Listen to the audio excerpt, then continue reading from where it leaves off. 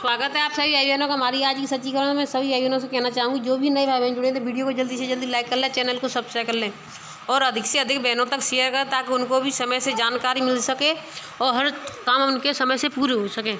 कुछ बहनों का कहना है कि हमें इस तरह का रजिस्टर बता दो या इस तरह की चीज़ें बता दो। तो देखिए बहने, हमने सभी प्रकार के एक हर रजिस्टर की एक वीडियो बना करके डाल दी है। आप चैनल अगर आपने सब्सक्राइब कर लिया है तो वीडियो पर जा करके आप सभी प्रकार के रजिस्टर देख सकती हैं, क्योंकि हम जैसे भी जो भी सूचना निकलती है उसको तुरंत डाल देते हैं। हम एक भाई बहन के लिए कोई भी वीडियो नहीं बनाएंगे, सभी हमारे लिए सामूहिक हैं तो हम सभी के लिए एकत्रित होकर के सभी के लिए एक ही डाल देते हैं। तो उसमें सभी आप अपनी तरफ से देख लें, जिसको जब ज़रूरत पड़े तभी आप देख सकती हैं। तो देखिए अब नई चीज़ है, मैं आपको डायरी की मैंने आज शाम को आपसे कहा था कि शाम वाली वीडियो को आप ज़रूर देखें, उसमें बहुत ही ज़्यादा जानकारी की चीज़ है। जिन बहनों के नाम आए उन अपनी बहनों के नाम देखें, किस ज़िले से आया है उसके नाम देखें। और शाम को मैंने कहा था जो डायरी बची है उसको भी मैं दिखाऊंगी, तो उससे पहले मैं इसको दिखाना चाहूँगी कि ये ज़रूरी है आप सभी बहनों के लिए। प्रोत्साहन भत्ते का आदेश छलावा, आंगनबाड़ी कार्यकर्ताओं ने सरकार पर लगाए आरोप। ये लखनऊ की खबर है। देखिए आंगनबाड़ी कार्यकर्ताओं की रविवार को हुई बैठक में, यानी कल संडे था, संडे को भी बहनें इतनी दुखी हो चुकी हैं आंगनबाड़ी बहनें कि अब संडे को भी छुट्टी नहीं मिल पा रही है उनको, कभी बैठक तो कभी उनका आरोग्य मेला। तो देखिए इतना सरकार ने बांध के रखा है, बंधुआ बना दिया है, कब आंगनबाड़ी बहनें का जीना ही मुश्किल कर दिया है। तो देखिए आंगनबाड़ी कार्यकर्ताओं की रविवार को हुई बैठक में प्रोत्साहन भत्ते का शासनादेश जारी करने की सरकार का छलावा बताया गया। बैठक में राज्य कर्मचारी का दर्जा देने और आंगनबाड़ी कार्यकर्ताओं को न्यूनतम 18,000 और सहायिका को 9,000 देने प्रतिमाह मानदेय देने की मांग उठाई गई। PWD डिप्लोमा इंजीनियर्स संघ भवन में आंगनबाड़ी कार्यकर्ताओं को संबोधित करते हुए आंगनबाड़ी कर्मचारी व सहायिका एसोसिएशन की प्रदेश अध्यक्ष गीतांजलि मौर्य ने कहा कि प्रदेश सरकार आंगनबाड़ी कार्यकर्ताओं के साथ छलावा कर रही है। सरकार ने अपने घोषणा पत्र से 20 दिन के भीतर सम्मानजनक मानदेय देने का वादा किया था, लेकिन 4.5 साल बीत जाने के बाद भी कोई बढ़ोतरी नहीं हुई। मानदेय बढ़ोतरी के लिए गठित कमेटी के साथ आंगनबाड़ी संगठन की पदाधिकारियों की बैठक में 7 जून 2017 को मानदेय बढ़ाकर 8 से 10,000 रुपये करने का फैसला लिया गया था, जो पूरा नहीं हुआ। मुख्यमंत्री ने दोबारा फरवरी 2018 में मानदेय में 1,500 रुपये बढ़ाने की घोषणा की, लेकिन 7 मार्च 2019 को मूल मानदेय न देकर प्रोत्साहन राशि का शासनादेश जारी कर दिया, जो मिला नहीं। अब चुनावी प्रलोभन देकर बीती 14 सितंबर को फिर से प्रोत्साहन भत्ता देने का शासनादेश जारी किया गया है। तो देखिए ये सिर्फ आंगनबाड़ियों के वोट बटोरने के लिए धंधे बनाए हैं सरकार ने। ये सरकार किसी को नहीं कुछ देने वाली, चाहे वो कोई भी क्यों ना हो। देखिए ऐसा कोई नहीं इंसान है जो दुखी ना हो इस सरकार के आने से। और देखिए इसमें वही खबर है, इसको मैं भी इसको भी दिखाना चाहूँगी सभी बहनों को। इसमें थोड़ा अलग थोड़ा ज़्यादा है, उसको मैं आपको दिखाऊंगी, बाकी वहीं की वहीं उसको छोड़ दूंगी। शासनादेश जारी है, आप यहाँ से फिर देखें, मैं यहाँ से आपको दिखाना चाहूँगी। शासनादेश जारी किया गया है जो किसी को प्राप्त नहीं हुआ। 1975 से चल रही ICDS की योजना में आंगनबाड़ी कार्यकर्तियों को रिटायर का प्रावधान नहीं किया था, किंतु इस सरकार ने 62 वर्ष उम्र पार कर चुकी आंगनबाड़ी कार्यकर्तियों तथा सहायिकाओं को बिना किसी पेंशन व ग्रेजुएटी के खाली हाथ रिटायरमेंट का नाम देकर सेवा मुक्त कर दिया। अब जब चुनाव नज़दीक आए हैं तो मार्च 2019 के प्रोत्साहन भत्ते की शासनादेश को निरस्त करते हुए चुनावी प्रलोभन देकर 14 सितंबर 2021 को यही प्रोत्साहन भत्ता दिए जाने का शासनादेश पुनः जारी कर दिया गया। सरकार के इस छलावे से आंगनबाड़ी कार्यकर्ताओं में भारी आक्रोश व्याप्त है। अब संगठन चुप नहीं बैठेगा। संगठन अब सरकार से आर पार की लड़ाई के लिए लामबंद होकर काम बंद कलम बंद का आंदोलन के लिए बिगुल फूंकने का काम जल्द करेगा। मीटिंग में उपस्थित प्रदेश के समस्त जिलों के पदाधिकारी द्वारा अपना विचार प्रकट किया गया तथा यह भी निर्णय लिया गया कि प्रदेश नेतृत्व द्वारा जो भी निर्णय लिया जाएगा उसका 100% सभी पदाधिकारियों द्वारा सदस्यमय आरक्षण पालन करेंगे। प्रोत्साहन भत्ता को न देकर मूल मानदेय में इस कमर तोड़ महंगाई को देखते हुए श्रम कानून के नीति के तहत एक शिक्षित कार्यकर्ता को दिए जाने वाले मानक के अनुसार उचित मानदेय दिलाने का आदेश अविलंब निर्गत कराया जाए। आंगनबाड़ी कार्यकर्तियों, मिनी आंगनबाड़ी कार्यकर्तियों, सहायिकाओं की सेवा नियमावली बनाई गई। राज्य कर्मचारी का दर्जा दिया जाए। अब तक संभव नहीं है तब तक आंगनबाड़ी कार्यकर्ताओं को 18,000 प्रतिमाह तथा सहायिका को 9,000 प्रतिमाह मानदेय दिया जाए। 10 वर्ष कार्यकाल पूर्ण होने के उपरांत आंगनबाड़ी कार्यकर्ताओं की योग्यता के आधार पर मुख्य सेविका के पद पर पदोन्नति दी जाए। जब तक पदोन्नति नहीं हो पाती तब तक मुख्य सेविका के बराबर वेतनमान दिया जाए। तो देखिए, ये मांगे बिल्कुल सत्य रखी है, बिल्कुल ऐसी ही मांगे अगर ये पूर्ण हो जाएं तो सभी बहनों के कुछ भला हो सकता है। क्योंकि जब तक कुछ सरकारें नहीं सुनेंगी, जब आवाज़ ज़्यादा नहीं उठेगी तब तक सरकारें नहीं सुनेंगी। बच्चा जब ज़्यादा रोता है तभी माएँ पकड़ती हैं, जब चुप रहता है तो माएँ उनको दूध पिलाने के लिए आनाकानी करती हैं, अभी चुप बैठा है। तो ज़्यादा से ज़्यादा संख्या में बहनों की आवाज़ होनी चाहिए। 4 जुलाई नहीं, 4 अक्टूबर को लखनऊ में देखिए, इसमें और योग्यता के आधार पर मुख्य सेविका की पदोन्नति दी जाए। जब तक पदोन्नति नहीं हो पाती मुख्य सेविका के बराबर वेतनमान दिया जाए। 62 वर्ष उम्र पार कर चुकी आंगनबाड़ी कार्यकर्ताओं को बिना पेंशन व ग्रेजुएटी के सेवा निर्णय कर दिया गया है। उन्हें अन्य राज्यों की भांति पेंशन व ग्रेजुएटी देकर सेवानिवृत्त किया जाए। मिनी आंगनबाड़ी कार्यकर्ता को सामान्य आंगनबाड़ी के बराबर मानदेय दिया जाए। देखिए, काम उतना ही है, बराबर काम है, लेकिन फिर भी उनका मानदेय कम है। आंगनबाड़ी को थोड़ा ज़्यादा मिलता है और मिनी आंगनबाड़ी को कम मिलता है। लाभार्थियों में खाद्यान्न वितरण की व्यवस्था पहले मात्र समिति अध्यक्ष के साथ, फिर ग्राम प्रधानों के साथ, फिर स्वयं सहायता समूह की महिलाओं के साथ, पुनः अब कोटेदार से के यहाँ से राशन वितरण इत्यादि। इस अनेक बदलती प्रक्रियाओं में आंगनबाड़ी कार्यकर्ताओं को न उलझा कर बिहार राज्य की भांति आंगनबाड़ी कार्यकर्ता एवं मातृ समिति अध्यक्षता के तहत खाते में पोषाहार की पैसा भेजा जाए, जिससे मौसमी फल, मूंगफली, दाल, दाना, ड्राई फ्रूट इत्यादि उच्च स्वास्थ्यवर्धक व स्वाद गुणवत्ता सामग्री स्थानीय स्तर पर खरीदकर लाभार्थियों में वितरण किया जाए। तो देखिए, बिहार सरकार ऐसा दे रही है, इससे तो बहुत ही ज़्यादा अच्छी बात है। अब मैं देखिए, ये नहीं कि सिर्फ आंगनबाड़ी ही इस सरकार से दुखी है, बाकी और सभी को देखें। मैं सभी को दिखाना चाहूँगी। किसानों की आय दोगुनी करने का वादा किया भाजपा ने, जनता त्रस्त रही। भाजपा की जनता खुश नहीं है कि वादा जो किया था किसी को कुछ नहीं मिला। सरकार कर्मचारियों की पीड़ा सुनना नहीं चाहती। आंदोलन के अलावा कोई रास्ता नहीं। नाला निर्माण में घोटाला। देखिए, और देखिए किसानों को बर्बाद करने पर तुली बीजेपी। किसान सम्मेलन नाटक। तो देखिए, ऐसा नहीं है कि कोई भी किसी भी तरीके से खुश है। इस सरकार के आने से सभी दुखी हैं। किसी का कुछ नहीं किया गया, ना ही किसानों का जो कर्जा होता है कर्जा माफ़ किया गया, ना किसानों का कुछ किया गया। अब देखिए, वीडियो ज़्यादा लंबी हो जाएगी तो मैं इस चीज़ों को बाद में आपको दिखाऊंगी, लेकिन इस चीज़ को मैं ज़रूर आपको दिखाना चाहूँगी। ये अधिकार यात्रा है। सभी बहनों से मैं फिर से कहना चाहूँगी कि सभी आंगनबाड़ी बहनें 2 अक्टूबर 2021 को सुबह 10 बजे बुलंदशहर से अपने अधिकारों के लिए अपनी अधिकार यात्रा को बुलंदशहर से शुरू होकर लखनऊ पहुँचेगी। तो देखिए, जो बुलंदशहर की बहनें हैं वो साथ ही चली जाएँ, बाकी सभी और ज़िलों की बहनें अपनी शुरुआत में देख लें कैसे कहाँ जाना है। लेकिन 4 तारीख को लखनऊ आप सभी बहनों को हर हालत में पहुँचना है। 4 अक्टूबर को लखनऊ पहुँचेगी। 4 अक्टूबर को उत्तर प्रदेश के सभी जिलों के पदाधिकारियों व सभी आंगनबाड़ी, मिनी आंगनबाड़ी और सहायिका बहनें लखनऊ जरूर पहुँचें। 4 अक्टूबर एक दिवसीय स्वागत सभा में माननीय मुख्यमंत्री योगी आदित्यनाथ जी बहनों की संख्या को देखकर आंगनबाड़ी बहनों उनके परिवार के दुख दर्द को महसूस करेंगे। तो देखिए, यहाँ पे ऐसा नहीं है, यहाँ पे मुख्यमंत्री योगी आदित्यनाथ जी आ रहे हैं सभा में, तो आप सभी बहनों को पहुँचना चाहिए। ज़रूर पहुँचें, ज़्यादा से ज़्यादा संख्या में। अपने अपने जिला अध्यक्ष को पता नहीं तो उनसे भी बातें करें और पहुँचने की कोशिश करें। तो देखिए, समझेंगे करके बहनों को खाली हाथ नहीं भेजेंगे। सभा के में आकर ही बहनों के सामने घोषणा करेंगे, ऐसा मुझे विश्वास है।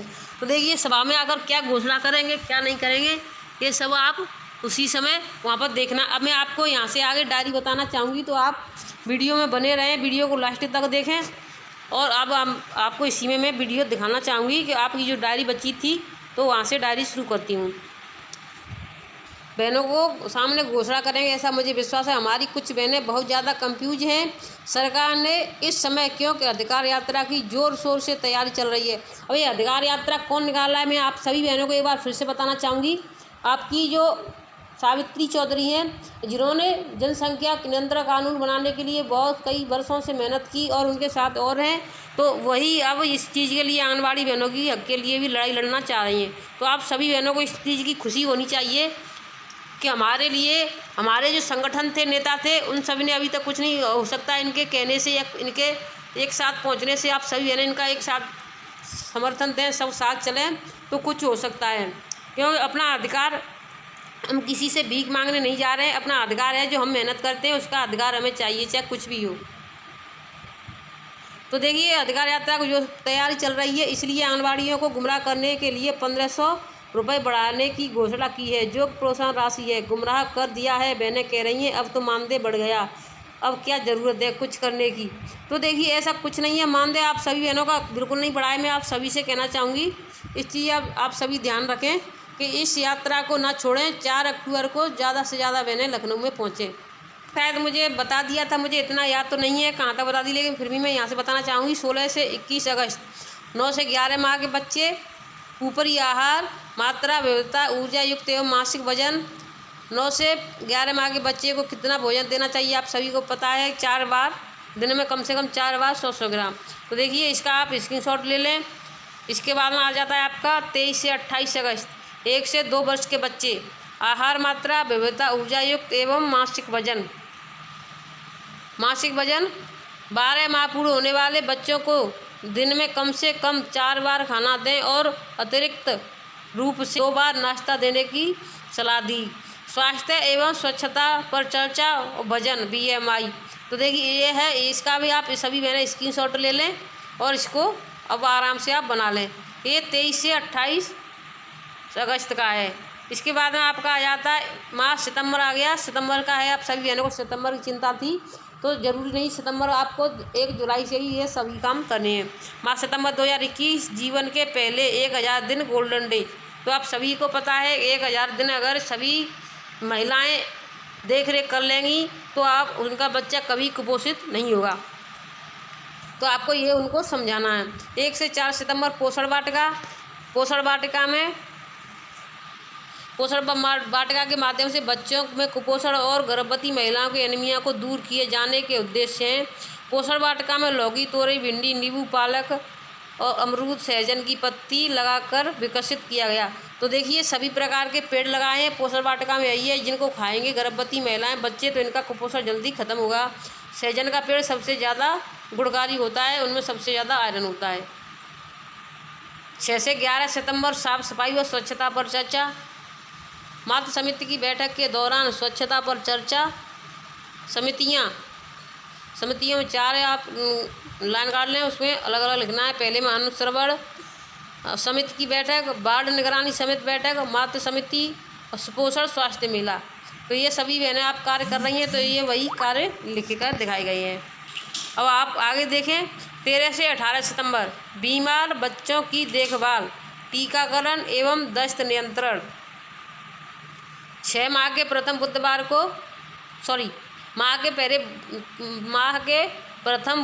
को आंगनबाड़ी केंद्र पर 0 से 5 वर्ष के बच्चों का टीकाकरण एवं विटामिन ए की खुराक नियमित रूप से पिलाई जाती है।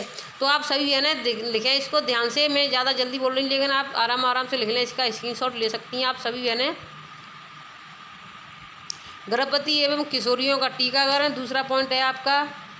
तीसरा पॉइंट है आपका दस्त नियंत्रण के लिए ORS और जिंक। आपको सभी को पता है, जो एनम आती हैं वो देती हैं। जिंक ORS का घोल होता है और जिंक की गोलियां होती हैं, जिनको लगातार 14 दिन तक खवाया जाता है, बीच में इसको तोड़ना नहीं होता है। 14 दिनों तक पिलाने की सलाह। बीमारी के दौरान माताओं से बच्चों की खुराक जैसे स्तनपान, ऊपरी आहार बढ़ाने की सलाह। देखिए, बच्चा बीमार है तो ऐसा कुछ करती है, बीमार है, खा नहीं रहा है, तो उसको रोके नहीं, दूध पिलाते रहें और हल्का हल्का उनको खाना देते रहें, नहीं तो बच्चा ज़्यादा कमज़ोर हो जाएगा। जैसे ही उसकी परेशानी, बुखार ठीक हो जाता है, उसको पहले की तरह ज़्यादा मात्रा में खाना देना शुरू कर दें। 20 से 25 सितंबर वजन सप्ताह। गृह भ्रमण के दौरान 0 से 3 वर्ष तक के बच्चों का वजन लेकर सेम्यम बच्चों का चिन्हांकन किया गया। मासिक प्रथम मंगलवार को मनाए जाने वाले वजन दिवस के माध्यम से आंगनबाड़ी केंद्र पर प्रथम बुधवार होता है, इसमें मंगलवार लिख दिया है, तो आप बुधवार लिखना। प्रथम बुधवार को मनाए जाने वाले वजन दिवस के माध्यम से आंगनबाड़ी केंद्र पर 0 से 5 वर्ष के बच्चों का वजन जांच करते हुए अंडरवेट लाल पीली श्रेणी की पहचान की गई। अगर आप लाल पीली की श्रेणी की पहचान कुछ बहनें नहीं कर पा रही हो, कुछ के पास जानकारी नहीं है, तो इसमें हमने ग्रोथ चार्ट भी बना करके डाल दिया, उसको भी देख सकती हैं आप। इसी वीडियो में नहीं, सॉरी, इसी चैनल पर डला है, और इसमें किसको कितनी लंबाई है, हर तरह की वीडियो डली है, तो आप जा करके देख लें। जिनको परेशानी हो रही तो वो उनका काम सही हो जाएगा। आप चिकित्सीय जटिलता वाले सेम बच्चों का प्रबंधन NRC पोषण पुनर्वास केंद्र में किया गया। तो देखिए, सभी को पता है कि जो बच्चे अतिकुपोषित ज़्यादा होते हैं उनको NRC पुनर्वास केंद्र कहते हैं, उसमें भर्ती कराया जाता है, जिससे हमारा बच्चा 14 दिन तक रहता है। वहाँ खाना पीना जो भी होता है वो फ्री होता है, और ले जाने वाले को 50-100 मिलते हैं, और जो रहता है उसको भी रोज़ाना 50 मिलते हैं।